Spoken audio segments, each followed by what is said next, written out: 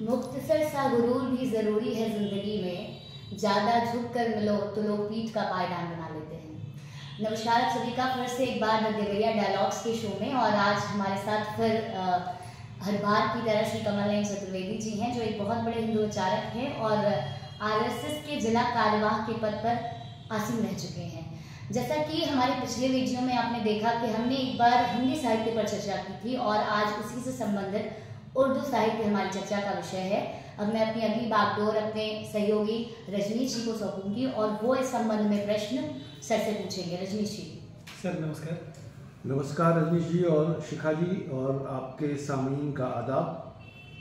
मैं उनका इस्तकबाल करता हूँ, खैर मकदम करता हूँ, और उर्दू अदब पर हम लोग थोड़ी देर में बातचीत शुरू करेंगे। जी, आपका पुनः सर स्वागत है इस शो में। धन्यवाद, शुक्रिया।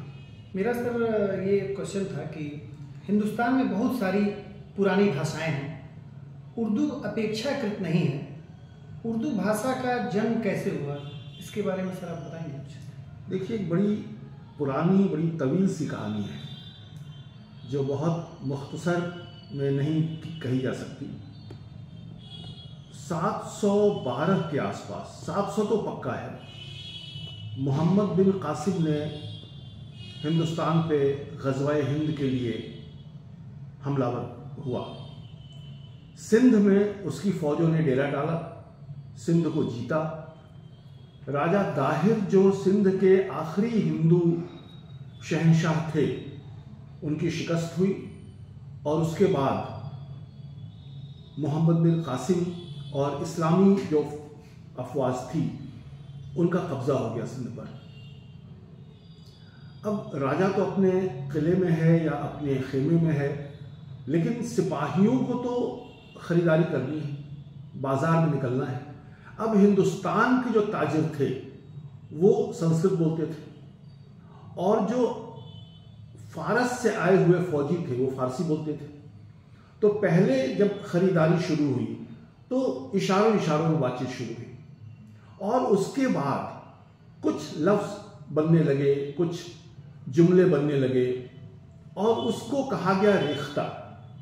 उर्दू का पुराना नाम रेख्ता है, और रेख्ता कहते हैं बाजार की भाषा को, यानी जो बाजार में बोल रहे हैं वो रेख्ता है। अब हुआ ये कि जो हिंदू अपने घर में संस्कृत बोलते हैं और बाजार में रेख्ता बोलते हैं, उनकी रेख्ता में बहुत सारे अल्फाज संस्कृत के आ गए, और संस्कृत देवनागरी स्क्रिप्ट में लिखी जाती है, तो वो देवनागरी स्क्रिप्ट में लिखने लगे। तो हिंद के रहने वाले, हिंदुस्तान के रहने वाले जो लोग रेख्ता बोलते थे, उसमें बहुत सारे अल्फाज संस्कृत के थे, वो हिंद के लोगों की ज़ुबान हो गई हिंदी। और जो बाहर से आए थे, फ़ारस से आए थे, जो फौजी थे और जो रेख्ता बोलते थे, उनकी रेख्ता में बहुत सारे अल्फाज फ़ारसी के आ गए, और फ़ारसी नस्तलिक स्क्रिप्ट में लिखी जाती है। तो नस्तलिक स्क्रिप्ट में लिखने की वजह से उसका नाम उर्दू हो गया, और उर्दू किसी ज़ुबान का नाम नहीं है। उर्दू का मतलब होता है आर्मी कैंप, सेना का कैंप, फौज का कैंप। तो फौज के कैंप में जो रहते हैं, जो रेख्ता बोलते हैं, उसका नाम उर्दू पड़ गया, क्योंकि फौजी कैंप को उर्दू कहते ही हैं टर्किश ज़बान में। तो अब ये हुआ कि ये हिंदी उर्दू की ये तकसीम की बुनियाद बनी यहाँ से, कि संस्कृत के बहुत सारे अल्फाज हिंदी, फारसी के बहुत सारे अल्फाज उर्दू, नस्तलिक स्क्रिप्ट उर्दू, देवनागरी स्क्रिप्ट हिंदी। ये इसकी शुरुआत की वजूहात थी, ये इसके शुरुआत के दिन थे। आज सियासत में लोगों ने हिंदी और उर्दू को तकसीम करके बहुत कुछ कर दिया है, लेकिन मेरा मानना है कि हिंदुस्तान की ज़ुबान है, यहाँ ईजाद हुई, यहाँ से इसकी शुरुआत हुई, और इस तरह से हिंदुस्तान की जो और मुख्तलिफ ज़ुबानें हैं उनमें ये सबसे नई है। मैं आपकी जानकारी के लिए बताऊं कि 1652 ज़ुबानें और बोलियां हिंदुस्तान में बोली जाती हैं, 1652, जिसमें उर्दू बहुत नई है, लेकिन उसी तरह की नई हिंदी भी है। तो दोनों एक साथ शुरू हुई, तकसीम हो गया सिर्फ फारसी और संस्कृत की वजह से। Over to you. बड़ी उम्दा जानकारी दी सर आपने कि उर्दू का जन्म कैसे हुआ। मेरा अगला प्रश्न आपसे ये है कि अलग अलग दौर में उर्दू साहित्य किस तरह से फला और बढ़ा? देखिए, उर्दू शायरी के जो शायकीन हैं, जो उर्दू शायरी के मद्दाह हैं, वो सीधे गालिब के पास पहुंच जाते हैं। गालिब से भी 90 साल पहले एक शायर हुए थे जिनका नाम था वली तकनी। वो उर्दू के एक तरह से गज़ल के पहले शायर माने जा सकते हैं। आज वली तकनी को कोई जानता भी नहीं है, बहुत कम लोग जानने वाले होंगे। मैं उनका एक शेर अर्ज करता हूं। वली उस गौहरे काने हया की क्या कहूं खूबी, मेरे घर इस तरह आवे है जू सीने में राज आवे। अल्फाज की ओर मैं तवज्जो चाहूंगा, जू सीने में राज आवे। ये वली तकनी का शेर है और वो अब पहले नंबर के शायर माने जाते हैं उर्दू गज़लों के। उसके बाद ये शायकीन फिर गालिब उतर आते हैं। लेकिन गालिब ने खुद कहा है, रेख्ते के तुम्ही उस्ताद नहीं हो गालिब। कहते हैं अगले ज़माने में कोई मीर भी था। मीर तकी मीर दूसरे शायर थे जो मशहूर हुए। और मीर साहब की जो एक जो नाम था उनका, जो उनका मेयार था, वो इस कदर था कि उनके बारे में एक बहुत मशहूर कहानी कही जाती है। नादिर शाह ने जब कत्ल व गारत करके दिल्ली को बर्बाद कर दिया तो तलाशे माश के लिए मीर साहब लखनऊ तशरीफ लाए। एक मुशायरा मुनाक़िद किया गया था, उसमें पहुंचे और जैसे होता है कि शमा गर्दिश करती हुई एक एक शायर के सामने पहुंचती है और फिर वो अपना कलाम कहता है। तो जब मीर साहब के सामने पहुंची तो लोग हंसने लगे इनको देख के। तो मीर साहब ने फौरन कुछ मिसरे अर्ज किए, वहाँ पर पेश किए। क्या बूदो बाश पूछो हो पूरब के साकिनों, मुझको गरीब जान के हंस हंस पुकार के। दिल्ली जो एक शहर था आलम में इंतखाब, रहते थे मुंतखिब ही जहाँ रोजगार के। जिसको फलक ने लूट के बर्बाद कर दिया, हम रहने वाले हैं उसी उजरे दियार के। तो एक सकता ताली हो गया, कयामत बर्पा हो गई कि तो मीर साहब हैं, क्योंकि कलाम का जो अंदाज था वो लोगों ने बताया। फौरन लोग ताज़ीम में झुक गए, बड़ा इस्तकबाल हुआ उनका। तो ये मीर साहब की मकबूलियत थी। और मीर तकी मीर के बाद यकीनन हम गालिब पर आते हैं और उनसे बड़ा तो कोई हुआ नहीं, लेकिन वो पहले नहीं थे। मेरा सिर्फ इतना अर्ज करना है, वली तकनी और मीर तकी मीर के बाद उनका नाम लिया जा सकता है, लेकिन मकबूल उनसे ज़्यादा आज तक कोई नहीं है। अब गज़ल की जो बात है, रहिए अब ऐसी जगह चलकर जहाँ कोई ना हो, हम सुखन कोई ना हो और हम नवा कोई ना हो। बेदरो दीवार का एक घर बनाया चाहिए, कोई हमसाया न हो और पासबा कोई न हो। पड़िए गर बीमार तो कोई न हो तीमारदार, और अगर मर जाइए तो नौहख्वा कोई न हो। गालिब पर मैं पूरी रात सुना सकता हूँ गज़लें उनकी, लेकिन ये गज़ल मुझे बहुत पसंद है क्योंकि इसमें जो उनकी तन्हाई है, जो उनकी बेबसी और लाचारी है कि पड़िए गर बीमार तो कोई न हो तीमारदार, बीमारी में भी देखभाल करने वाला कोई न हो। तो ये उनकी ज़िंदगी थी एक तरह से। तो ये गालिब की शायरी थी और ये उनकी ज़िंदगी थी। खैर, गालिब पर मैं बहुत बात नहीं करूँगा क्योंकि आपने अदब के बारे में पूछा है। गालिब के बाद लोग गज़लें कहते रहे। एक हम लोगों के दौर में, और मैं खुश नसीब हूँ, मेरी खुशकिस्मती है कि मैं उनसे मिल चुका हूँ, फ़िराक गोरखपुरी। फ़िराक साहब से हम लोग मिलने जाते थे जब मैं प्रयागराज में पढ़ता था। तो हम लोगों के हॉस्टल के पीछे ही वो रहते थे, तो हम लोग शाम को मिलने पहुंच जाते थे। उनकी चंद सतरें मुझे याद आती हैं। पूछते हो कौन हूँ कोई बता दे तुमको काश, शायर आज़म फ़िराक़ ख़ातिमुल मुतग़ज़्ज़ली। तुमसे लोग पूछते हैं कि ये कौन है, कोई उनको बता दे कि ये फ़िराक़ हैं जो ख़ातिमुल मुतग़ज़्ज़लीन है, जो गज़ल कहने वालों में आखिरी है। और फ़िराक़ साहब के बाद गज़ल वाकई ख़त्म हो गई। जो उर्दू शायरी का एक मेयार था, जो उसकी मकबूलियत थी, वो शैली ही ख़त्म हो गई, वो स्टाइल ही ख़त्म हो गई। फिर अब क्या हो, जो आपने पूछा अदब के बारे में, तो अब क्या हो, तो फ़िराक़ साहब ने खुद फरमाया है कि ज़मी बदली फलक बदला, वो माहो अंजुमन बदले, तमद्दुन के कदीम अक़दार बदले, आदमी बदला। फ़िराक़े हम नवाए मीर गालिब, अब नए नग़्मे, वो बज़्म ज़िंदगी बदली, वो रंगे शायरी बदला। अपने आप को उन्होंने मीर गालिब का हम नवा कहा, लेकिन इसके साथ ये कहा कि बज़्म ज़िंदगी और रंगे शायरी बदल गई है। तो अब नए नगमे होने चाहिए। और फिर यहाँ से गज़ल एक तरह से ख़त्म हो गई और नज़्म की शुरुआत हुई। अब नज़्म में बहुत सारे लोगों ने नज़्में कहीं, लेकिन फैज़ अहमद फैज़ का मकाम बहुत ऊपर है। हम देखेंगे, लाजिम है कि हम भी देखेंगे वो दिन कि जिसका वादा है, जो लोहे अज़ल पे लिखा है, जब जुल्म व सितम के कोहे गरां रूई की तरह उड़ जाएंगे, सब तख्त उछाले जाएंगे, सब ताज गिराए जाएंगे।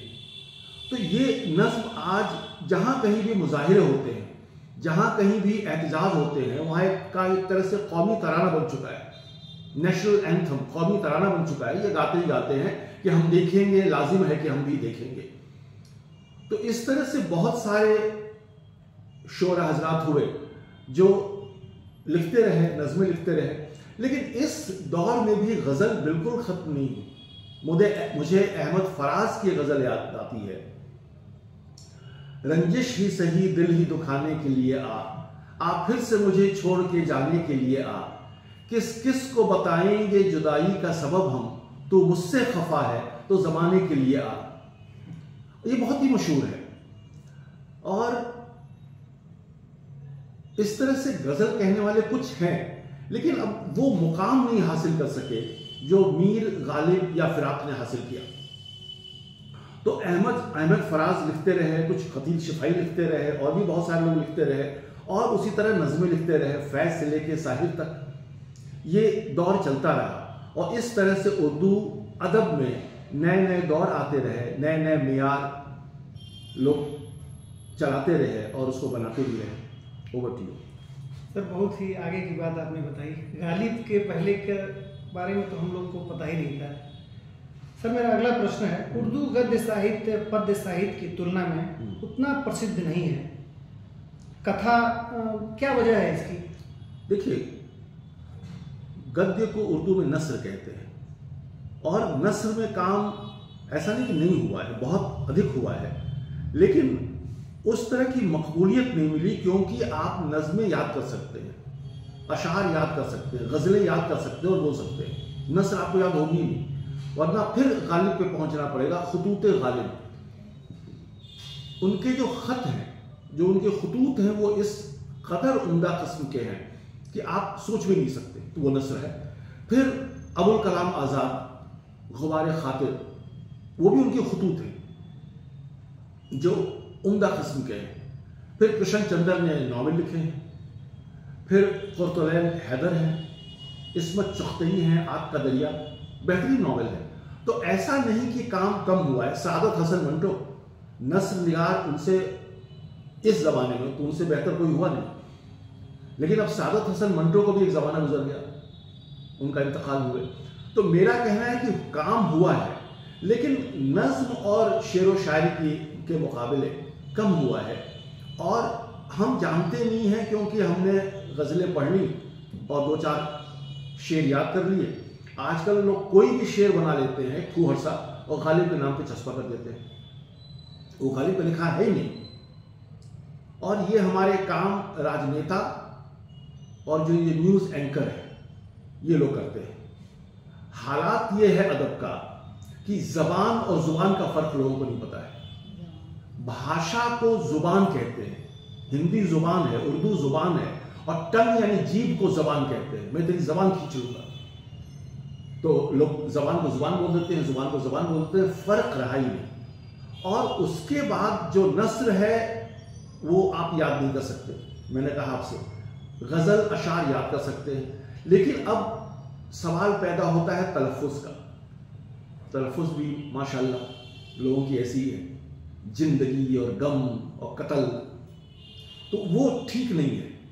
एक ज़ुबान है, उसको सही तरीक़े से बोलिए, और नहीं तो खामोश रहिए, ये ज़्यादा बेहतर है। Over to you.